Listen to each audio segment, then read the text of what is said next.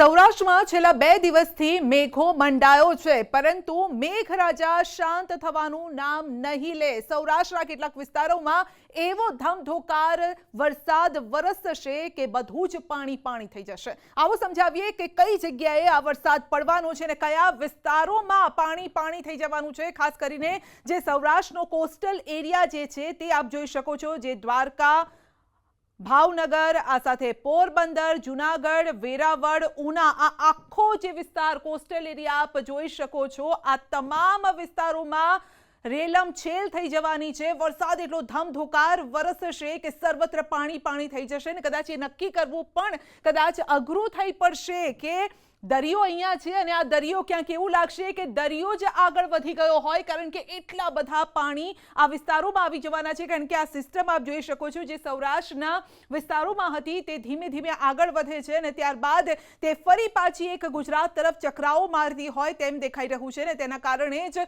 ફક્ત સૌરાષ્ટ્રના વિસ્તારોને અસર નહીં કરે, પરંતુ કચ્છ સુધી પણ આ સિસ્ટમ જઈ રહી છે અને તે ધમધોકાર વરસાદ વરસવાની છે અને લગભગ 3 થી 4 દિવસ આ જ પ્રકારનો વરસાદ થશે। કારણ કે હમણાં પણ આપણે વરસાદ જોઈ રહ્યા છે ને, જેમાં દ્વારકા અત્યારે પાણી થઈ ગયું છે। કેટલાય વિસ્તારો બજારોમાંથી જાણે કે નદી વહેતી હોય તેવા દ્રશ્યો સર્જાયા છે અને આ જ પ્રકારની પરિસ્થિતિ આવનારા 3 થી 4 દિવસ રહી શકે છે। એ પ્રકારની આ સિસ્ટમ સક્રિય થઈ છે અને જેના કારણે જ જામનગરમાં પણ તેની અસર થશે અને આ સાથે મધ્ય ગુજરાત સુધી આ વાદળો ખેંચીને આવશે અને ત્યાં પણ જે આબમાં વાદળો મંડાયા છે તે જોરદાર રીતે આભ ચીરીને વરસવાના છે અને જેના કારણે લગભગ આખા ગુજરાતમાં પણ આવનારા દિવસોમાં અસર જોવા મળશે। એટલે જે સિસ્ટમ ફક્ત સૌરાષ્ટ્રમાં હતી, કોસ્ટલ એરિયામાં હતી, જે દરિયો છે જાણે કે એવું લાગે કે દરિયો આગળ વધી ગયો હોય અને ભાવનગરના ગ્રામ્ય વિસ્તારો સુધી પહોંચી ગયો હોય એવું દેખાશે। એટલું જ નહીં, પરંતુ મધ્ય ગુજરાત પર પણ તેની અસર થશે। આ સાથે જ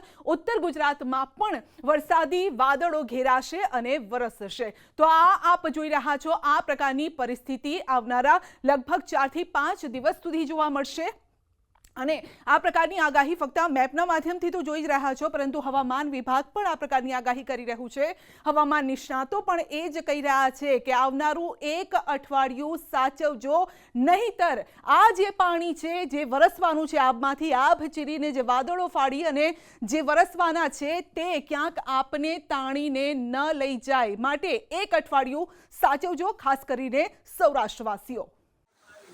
હવામાન વિભાગની આગાહી વચ્ચે ધોરાજીના હડમતિયા ગામમાં 12 મેઘ ખાંગા થયા હોય તેવા દ્રશ્યો સર્જાયા છે। વહેલી સવારથી જ વાદળછાયા વાતાવરણ વચ્ચે ધોધમાર વરસાદ ખાબક્યો હતો।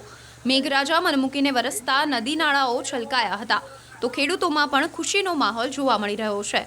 હડમતિયામાં વરસી રહેલા વરસાદના દ્રશ્યો સામે આવ્યા છે, જેમાં જોઈ શકાય છે કે ગામના પાદરમાંથી નદીનો પ્રવાહ વહી રહ્યો છે, તો એક સ્થાનિક વૃદ્ધ ખાટલામાં બેસીને વરસાદી માહોલની મજા માણતા હોય તેવું પણ જોવા મળી રહ્યું છે। હડમતિયા ગામ 2 કલાકમાં 8 ઇંચ આપ ફાટી ગયું। સામે આવેલા વિડીયોમાં એક વ્યક્તિ દાવો કરી રહ્યો છે કે 2 કલાકમાં હડમતિયા ગામમાં 8 ઇંચ જેટલો વરસાદ ખાબક્યો છે। ઉલ્લેખનીય છે કે હવામાન વિભાગ દ્વારા રાજ્યના કેટલાક પંથકમાં વરસાદ પડવાની આગાહી કરવામાં આવી છે।